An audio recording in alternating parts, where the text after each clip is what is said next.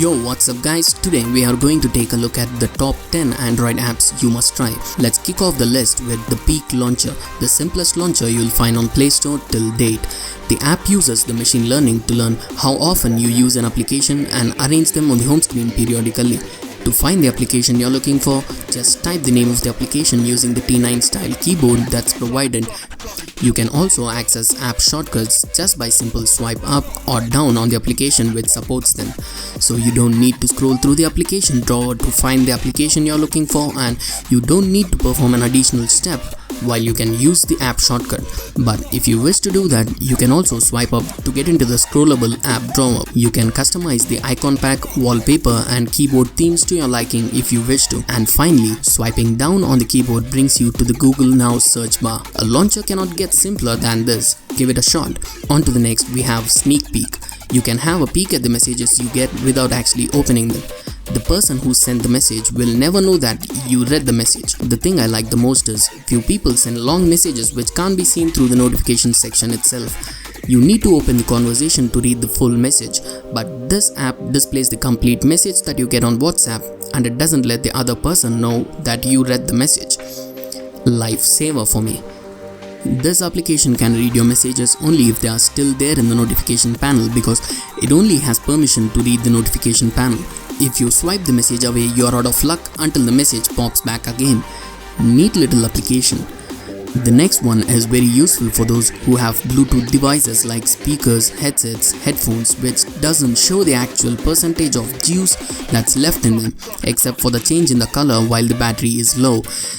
This application gives you an accurate estimation of the juice or battery life left on your Bluetooth device, so that you will never leave your house with a dead Bluetooth speaker next time. It also doesn't give you the exact percentage, but hey, something is better than nothing, right?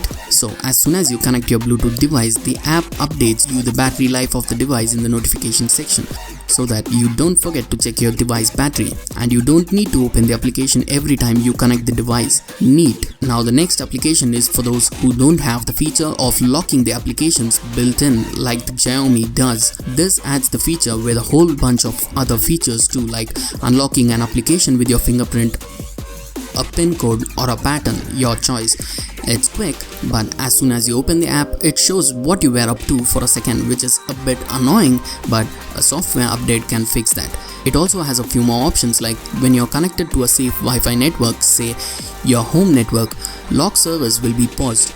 Once you're disconnected from your home network, the lock service will resume itself. There is a section called notifications where it displays the wrong attempts made by someone.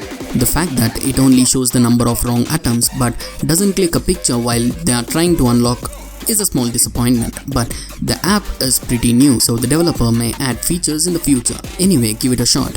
What's wrong? Next two applications are going to be games, and the first one is Q's. This is a very simple puzzle game with a nice relaxing background music, and the objective is simple here. You just need to tap the Q to push the ball into the socket with limited number of moves. Simple as that, but as you move on, you will be seeing some challenging levels where you can send the ball into the socket in more than one path.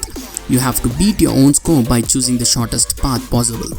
There are 100 levels and more being added. It was 75 I guess when I first installed it recently.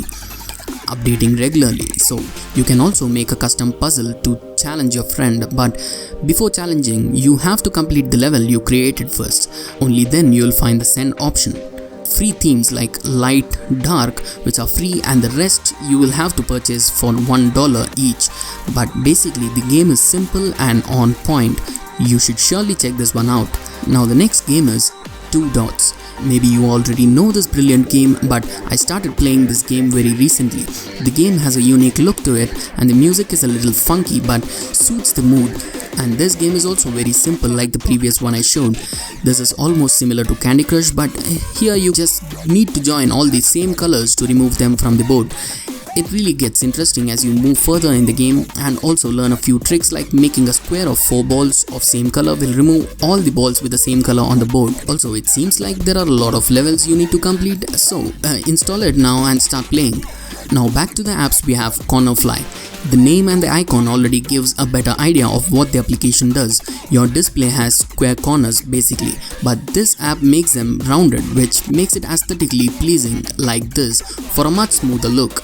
And hence the name Cornerfly, because it chops off the square corners and makes them rounded. You have lot more customization option, but for that you need to purchase it. So next in the list is HypoCam. If you are a fan of black and white photography, this application is for you. This is a dedicated camera application with black and white filter on it, so that you don't need to edit the picture in the post-production. The pictures come out really well, and you can also control contrast, brightness and add few filters to the existing black and white shot.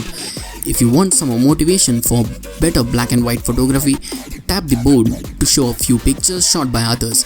But before clicking a picture, make sure to go into settings and enable the auto save photos to camera album, or else you will lose all the pictures that you took. That's what happened with me.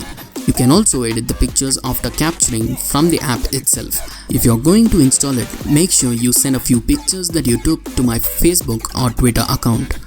The next application is a very underrated application on Play Store, the Contextual App Folder, which is basically an app folder which changes according to the tasks you do, provided you set it up that way. For example, plug in your headphones and it shows you all the music applications on your phone, or when you're connected to the charger, it shows you the battery settings icon.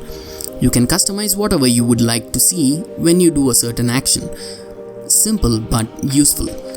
Finally, we have Naptime, which is similar to Doze on Android 6.0, but the problem with Doze is, in order for that to get triggered, the phone should be on table, lying there for a while without any movement. But enabling Naptime, as soon as you press the power button to lock the device, the Doze mode kicks in. What the app is basically doing is, it's shutting down all the sensors. The next moment the screen is off, and everything gets back to normal once the screen is on, which should increase your battery life drastically. So that's it for now. Thanks for watching and have a nice day.